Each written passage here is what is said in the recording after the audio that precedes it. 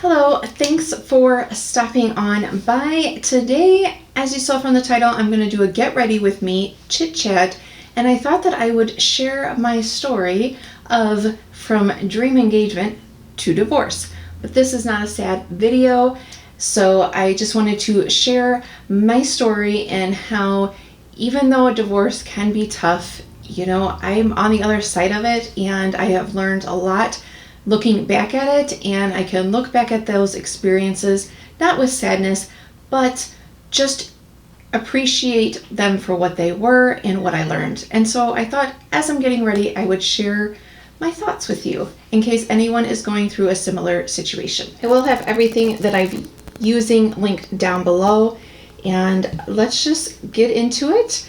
A lot of times I like to kind of think about what I'm going to say. I have a little bit of bullet points, but I kind of wanted just to do this one a little more off the cuff, I guess we'll say. I'm using the ABH Norbina palette today. And if you're new here, my name is Staci. I'm going to be 45 this year. And I think the divorce will be 5 years, almost 6 years since it was finalized. When I first got divorced, obviously it wasn't my idea for the divorce, but now if I saw my ex, I'd probably thank him because it was a good thing. But at the time, and right after, I was pretty sad, pretty depressed.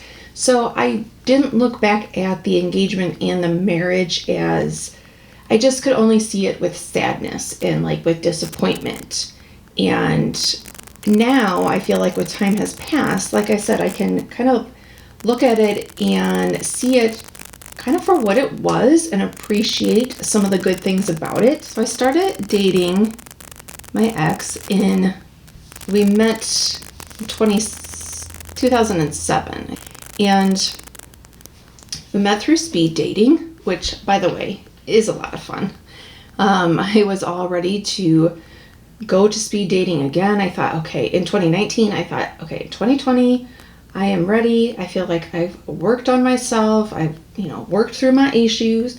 And I am ready to get back out there, ready to start dating. And my plan was I was going to go to speed dating. I mean, yes, it may not have worked out the best, but it was fun, and I thought to get my kind of toes back into the dating scene. But then, as we all know, 2020 happened, so I always forget how nice this palette is until they bring it out, and it's like, ooh, such pretty colors. So he proposed in 2008. We got married in 2009. No kids, so that was, a little bit easier. And there was no property or anything to fight over. So that made it a little easier. Before getting to the lessons I learned, I just have to share my engagement story. Because, like I said, even though the marriage failed, I still am happy that I had that experience, and I still think it's a good engagement story. So is it wrong to share a good engagement story after you got divorced? I don't know, but I'm going to. I love New York. I'm in Illinois. I've always lived in Illinois, born and raised here. And I had actually thought about moving to New York. I think it was back in 2003. Even went out there and did some informational interviews for some magazines. If you want a video about that, obviously I didn't end up moving out there, but I can talk about that more in detail. If I talk about any topics and you want to learn more about them, just let me know down below and I could do a get ready talking about that too. But anyway, so went out there for informational interviews with Teen Vogue and Cosmopolitan, and it was awesome, I will say. And it was just kind of like, wow. But at the time, I was working at Claire's corporate headquarters, and I really liked my job. So, I was like, well, do I really want to start at the bottom all over? I was getting promoted. So, and luckily, the people were honest about how tough of a city that is. And, well, I mean, it's a tough city, but especially the fashion industry is very cutthroat, very competitive. So I wasn't sure if it was going to be the right fit for me after going out there and talking to them. So I decided against it. But that is to say that I'm just saying how much I loved New York. Love New York. I'd love to go back. It's been a while. So then in 2008, fast forward, I'd been dating the guy for a while, almost a year. It might have, yeah. And we had went skiing before, which was my first time skiing in Utah. Yeah, first time on a big old mountain. But anyway, so I thought we were going to go skiing again. Like, that was the plan. We were going to go to Utah again on another ski trip. And I had talked about how I thought later that year or sometime soon we should also go to New York because he had never been to New York. And, you know, I wanted to share it. I love it. One day I got home from work and there was a couple boxes on the table. They were wrapped up. This was in December. So I opened it, and in one of the boxes there was a book all about New York. And I was like, oh, so we're going to New York. That's awesome. Like, yay, you know, I'm excited about planning that trip. Yay, so will be fun. Cool. And he just kind of looking at me like, so then he's like, well, open the other box, because clearly I wasn't getting it. And in that box, there was the plane tickets to New York City the same time that we were supposed to be going to Colorado. So it was a surprise trip to New York. It was a couple weeks before because, I mean, come on, I had to have time to plan my outfits and stuff. So I thought that was just really cool because the interesting thing is when I was in college or after college, I don't know, Mayan, if you watch my videos and if you remember this, but I remember one night we were roommates and talking about like what our dream engagement would be. I don't remember yours, so don't feel bad if you don't remember this, but I remember saying how a surprise trip to New York and getting proposed there would be awesome. So I was like, that's awesome. There is definitely some major fallout with ABH, so just FYI. And yeah, so that was exciting. I had never been to New York in December. I'd always been in the fall or spring.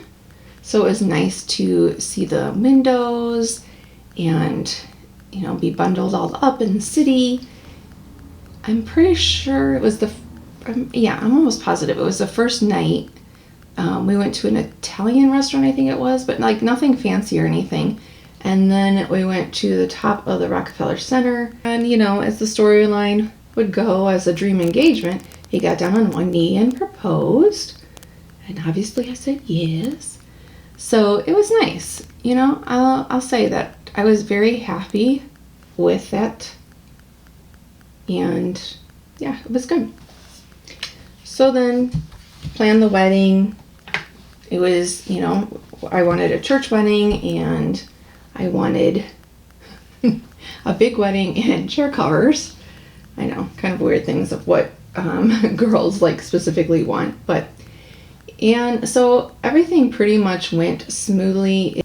Then we went to Hawaii for the honeymoon, and yeah, everything, I mean, of course there were some hiccups during the ceremony, but pretty much everything went smoothly. And I'm not gonna badmouth my ex because, you know, it takes two to make a marriage work, and nobody's perfect, although he told me he was. And even on the last night that I was there at the house before I moved out, yeah, he told my mom was there, and he told her that, you know, it was all my fault, that he was the one that was perfect and he didn't have any issues. So go figure. Anyway, so I moved out and I had my own business I was reselling on eBay. And of course I was like, oh, am I gonna make it, you know, on my own? But spoiler, I did, and I'm still doing eBay. moved back to the area that I was from. And I would say if you're going through a divorce, if you can, I would definitely recommend, if it's an option, to move back, if you're close with your family, to around the area, if you can, to be with them, because it definitely was, for sure, it was so good to have family around. My anxiety, I suffer from anxiety, and it was so bad when I left that just going through the drive-through felt like a major deal. And I've always had little quirks all my life, but I had never had anxiety like I did in that relationship. I'm not saying it was just because of that, but yeah, it makes a huge difference on people around you. But that could be a whole nother video. But and at first, the first year, I was just kind of working on myself, trying to get my anxiety managed, and I kind of thought about dating, but not too much, just because I felt like, I got a lot of crap to work on. And of course, I went to therapy, and I'm much better now. But like I said, I'm able to look at it and see things that in a more positive light. Because number one, I believe everything happens for a reason, and I love doing eBay and reselling, and now I'm trying to make YouTube, build that up. I would love it to at least be part-time, eventually full-time, but and I feel like if I wasn't married, and maybe if it wasn't that marriage, as far as it was very financially stable, and when I lost my job, I had gotten laid off, I was able to have the freedom to not have to go to work and be able to explore doing eBay. So I can look at that and say, you know what, that was a positive thing, that he was financially responsible, and it was a good thing because I was able to explore that. And fast forward, I'm able to continue to do that. I had that time allowed to, learn and grow and figure out the things that I wanted to do and the things that I didn't want to do as far as having a business. So I think that is a excellent thing. I now have a house on my own. I just feel like I would have never had the courage to go out on my own and do my own thing. And also, if you are getting divorced, every situation is going to be different, I feel like. But if you don't have any kids or anything, I feel like making the clean break and just cutting off all contact and just being able to focus on yourself is a good thing, because I remember my mom and sister thought I was nuts. But at one point I was like, he's going to get a house and then I can rent that from him. No. That would have been terrible. So you're not always in your right mind. And usually, there's one person who most of the time wants the divorce more than the other person. So, yeah, that would have been terrible. But where was I going with that? Yeah, so, really, my recommendation would be take the time to heal. It is a loss. Even if you I would assume, even if you wanted the divorce, I think deep down, I know deep down and in the back of my head, I knew it was for the best. I myself had been kind of debating and going back and forth before he ever asked for a divorce, if the relationship was right, and, was I truly happy and all that. But even if you are kind of relieved that the marriage is over and that you're on your own, it's still a loss.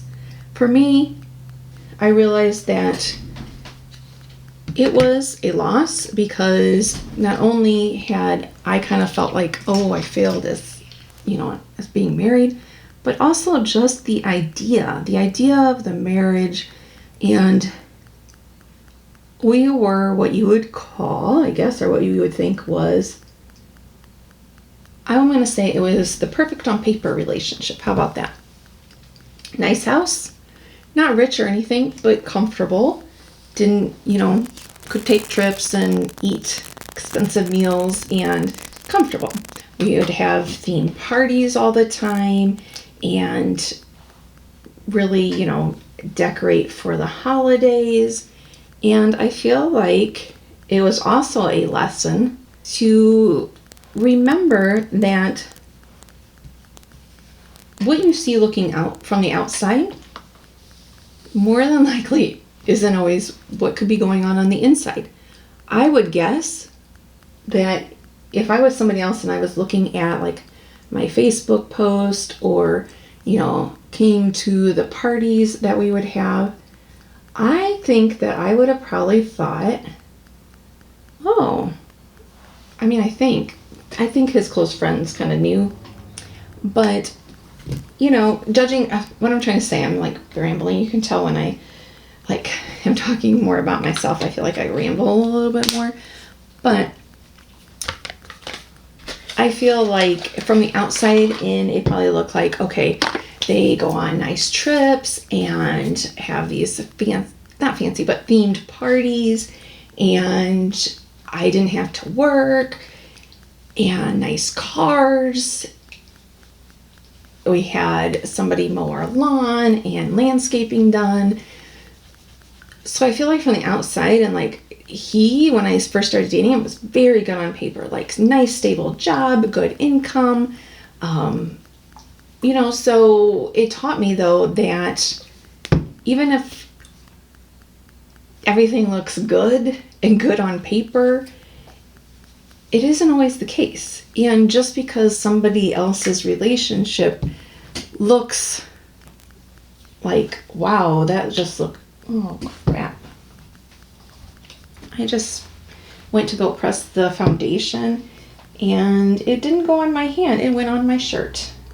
Anyway, so it taught me to, number one, not compare myself to social media and other people on social media. Now, I still struggle with that, and mostly now it's like as far as YouTube, how fast other people are growing or their views, but I try not to, because everybody's at different times in their life, different stages, and you never know, somebody might seem like they have it all together.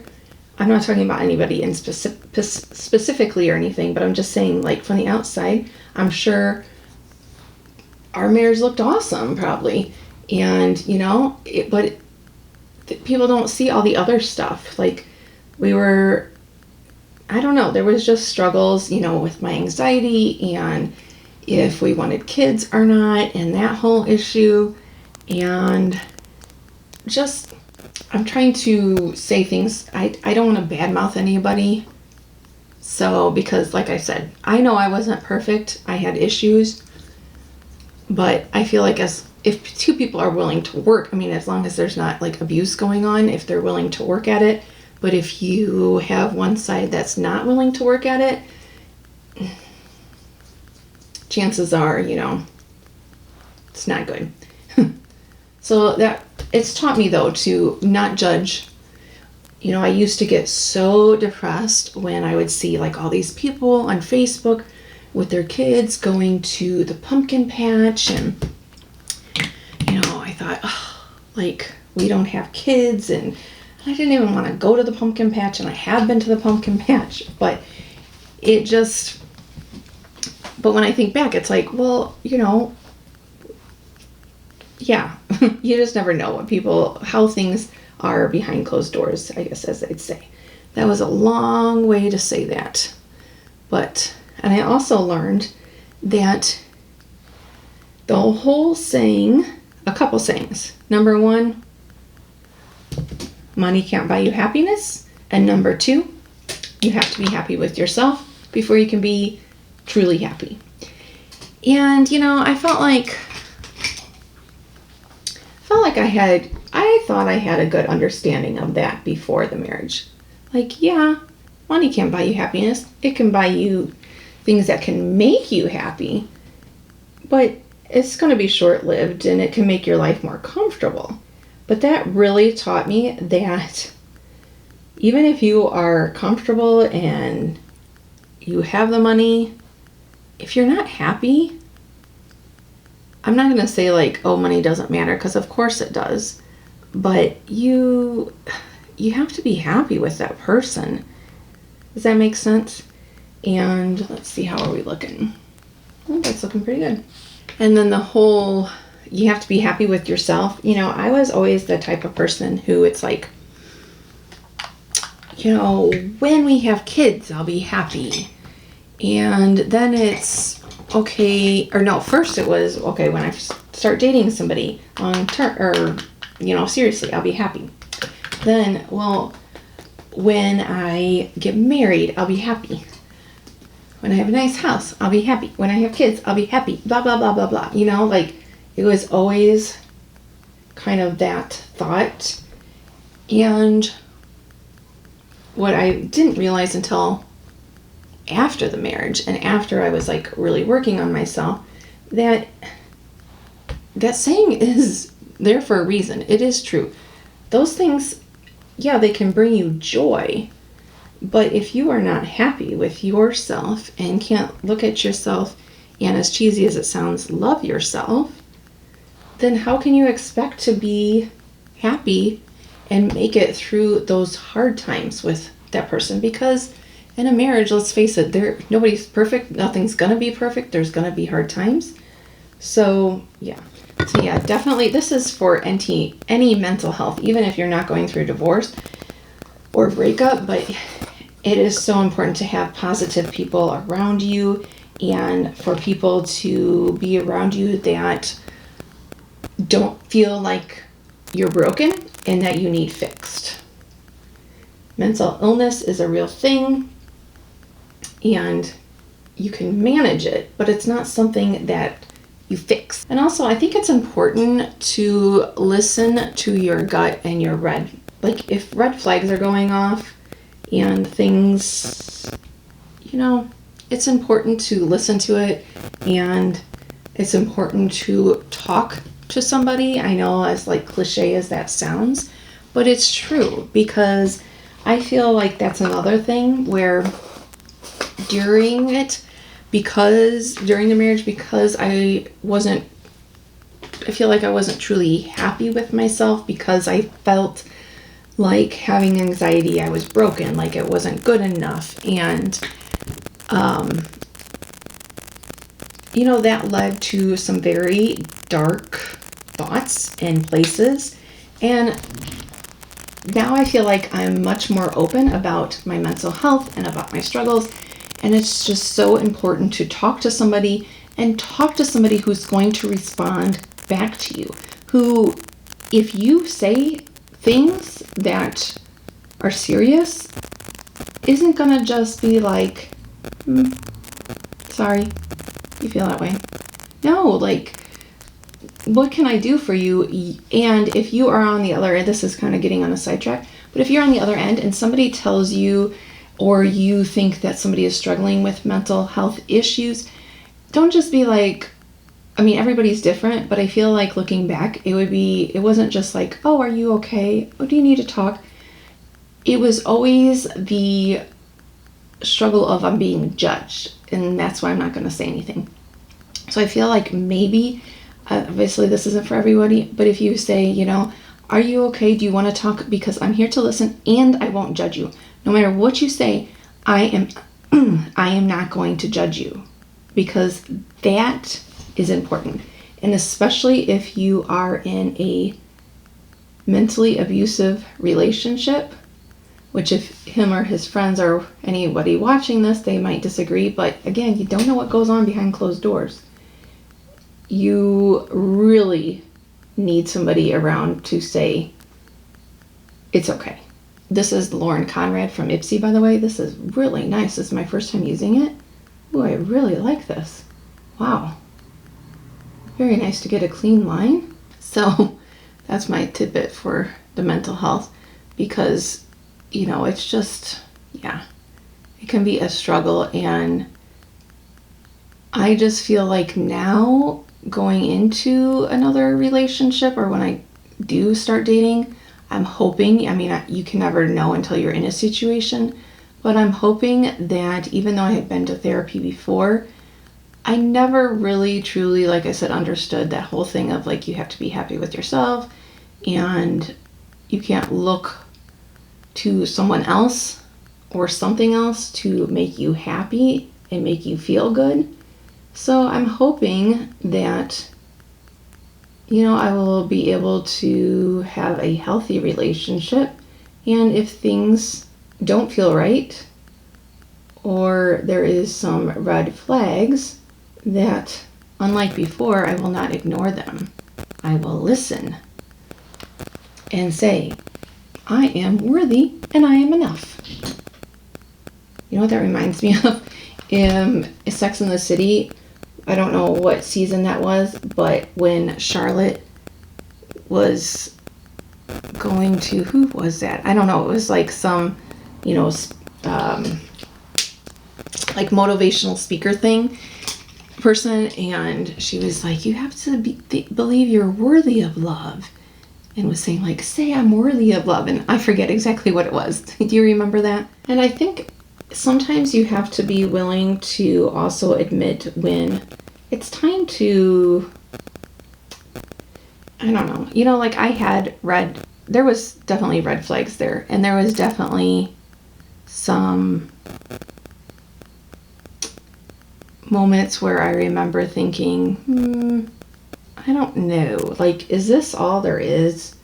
But I didn't want to, I was so scared of being alone and saying like my marriage failed, that I was willing to give up on being happy.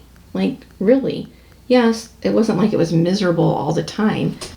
Okay, I'm going to put on mascara. So I'm going to pause the video because I cannot talk and do that, and I'll be back. And another thing that I learned from going to therapy afterwards is it is a loss. Like, it's okay to be sad. It's okay to mourn, because it is a loss. Not only is it just a loss of being with that person, you know, even if you don't have feelings for them anymore, it's a loss of the idea, like the idea of being married, the idea of having a house, of having the parties, of, you know, having the country club membership. It's the idea of that. So I think it's important to take the time to mourn that. I am interested. I wonder, after the whole thing, like after we're on the other side of this worldwide thing, I never know if you can say it or not, or if, you know, I'll be demonetized. But I do wonder, you know, like, is there gonna be a mass amount of divorce? Or it doesn't seem like there's gonna be a baby boom, but just kind of interesting. So I don't know. You know, it's hard when I think most people are this way when you're talking about something that is your own experience. I don't know. I kind of feel like, but I'm trying to be obviously better about, you know, I have things to say, but I feel like you kind of feel like, did I really say anything? Like, did I really give any insight or tips, or, I don't know, did I? But I guess my takeaway, Charlotte Tilbury lipstick, that is nice. I guess my biggest takeaway would be, you know, number one, really truly try to work on yourself. Be happy with yourself, and know that you have to be happy with where you're at, and that material things or somebody is not going to bring you and fulfill you with true happiness. It can bring you joy. It can make you happy for that moment, but in the long run, and to maintain that, not that you won't have bad days, but you have to be happy with yourself. You have to be comfortable with yourself. And if you are comfortable with yourself and you're self-assured, then you can know when you're being treated the wrong way, or when it's not the best, and when it's a situation that, you know what, is not healthy for you.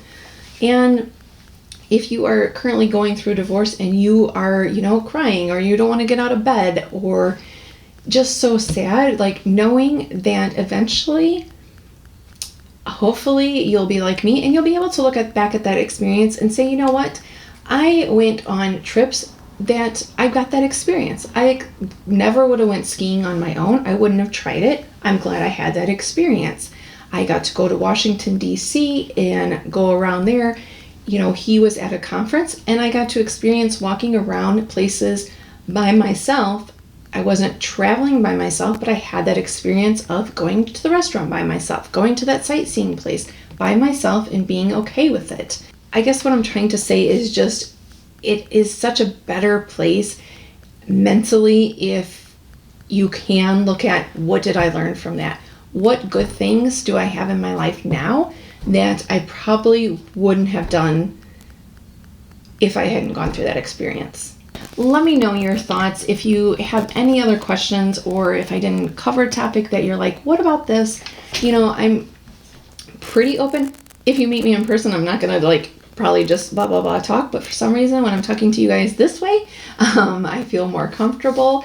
So yeah, and I don't know, I am pretty open, I feel like, about my anxiety, depression. Like, I want to be able to share and help people who maybe don't have somebody that is saying like, it's okay, you're okay. So yeah, hopefully it helped, even if it helped one person.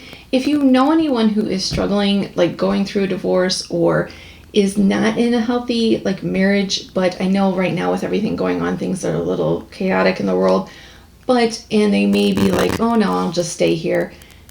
No, like if you can get out, if you are not happy, like you deserve to be happy. If you're just sitting there feeling like I was, like, I'm just waiting to get old and get it over with, like, that's not good.